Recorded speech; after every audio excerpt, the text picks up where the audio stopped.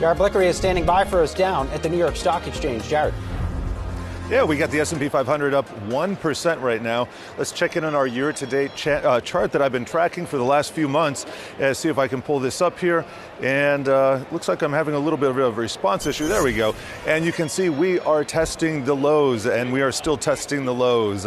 Really haven't done much over the last few days, kind of in a holding pattern right now. You do want to see some liftoff because you take a look at the Nasdaq, which has been trading at 52-week lows. A little bit of a different situation. Nasdaq, of course, still in a bear market. Now, we want to check out what's been happening with volatility. We're still seeing the VIX above 30, although it is coming down off of its highs from yesterday, but that is pretty elevated.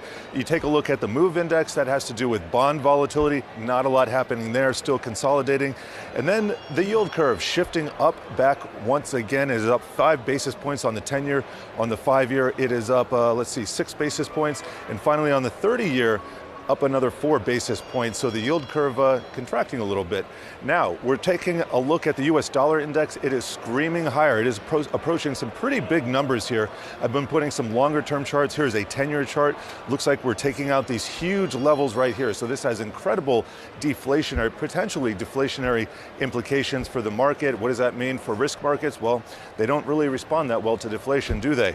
Now, communication services, which houses Facebook, that is the biggest outperformer of the day. That is up 3%, followed by tech, that's up almost nearly 2%. Aside from that, we don't have any outperformers. Now, energy is the biggest laggard, but that's down only about 0.25%. And you take a look at what's going on inside the Nasdaq 100. Facebook, a huge standout here. I was watching the price action yesterday evening. This is a year-to-date chart. You can see still down about 40%, but this is definitely a short covering rally in progress. So be interesting to track that throughout the day, guys. One other thing to track today, Mr. Blikre, is what's going on with Southwest Airlines. Those shares are a little bit higher after its earnings report.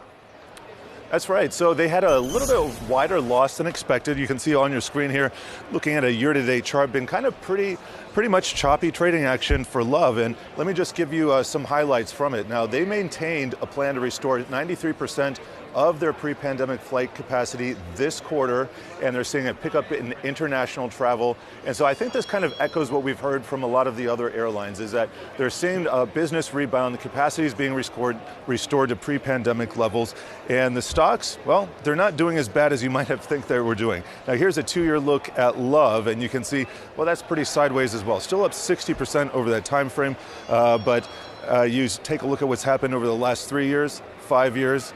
Let's see if we can find a trend here. 10 years, looks like we're going down. So Love has been a sideways trading stock for at least 7-8 years here, and we'll see if we can find another catalyst. In the meantime, I think investors are just saying a sigh of relief here. I think Facebook earnings were a little bit better than feared, and that's been the trend that I've seen over the last few days. Teladoc notwithstanding, and a few others. It's shaping up to be an interesting, I would say, earnings season. Thank you for successfully landing that segment for us, Captain Blikre. We'll talk to you later.